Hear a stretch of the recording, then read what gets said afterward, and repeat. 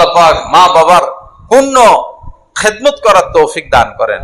বাবা, মনে করেন আপনার পিতা বাহিরে যাবে, জুতাটা আপনি নিবেন, মুছে দিবেন, বাবার জুতাটা মুছে সোজা করে দিবেন, বাবার পায়ে জুতাটা লাগাইয়া দিবেন।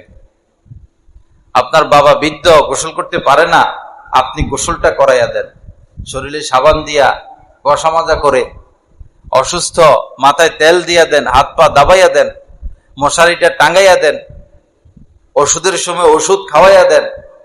আপনাকে পালছে কেন? আপনি তো এই তাদের শেষ বয়সে তাদের সেবা করে জান্নাতের অধিকারী হবেন। আল্লাহ আমাদেরকে তৌফিক দান করেন। আমাদের বাচ্চারা যখন, আমার একটা প্রাইভেট মাদ্রাসা আছে, এমনি তো আমি কমলপুর মাদ্রাসার উস্তাদ, প্রাইভেট একটা প্রতিষ্ঠান আছে, ওটার নাম জামালুস সুন্নাহ। তো ওইখানে ছুটির সময় ছাত্রদেরকে আমি কিছু নসিহত করি, তার মধ্যে এটা এক নসিহত, গিয়া মা বাবার জুতা সোজা করে দিবা। তোমার মা যে কাজ করে তাকে কাজে সহযোগিতা করবা, বাবার হাত পা টিপে দিবা, মা বাবার জামা কাপড় ধুয়ে দিবা।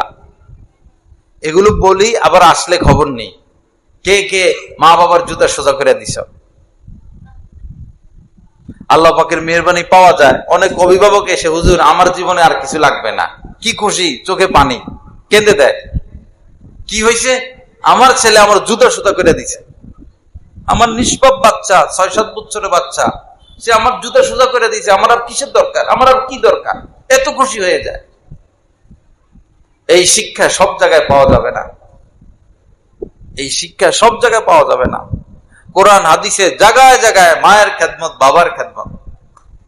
এই শুধু এই আয়াতগুলো, এই হাদিসগুলো যদি স্কুলের সিলেবাসের মধ্যে পড়াইতো বাচ্চাদেরকে, আহা, কারা সিলেবাস লেখে, কাদের এই দায়িত্ব?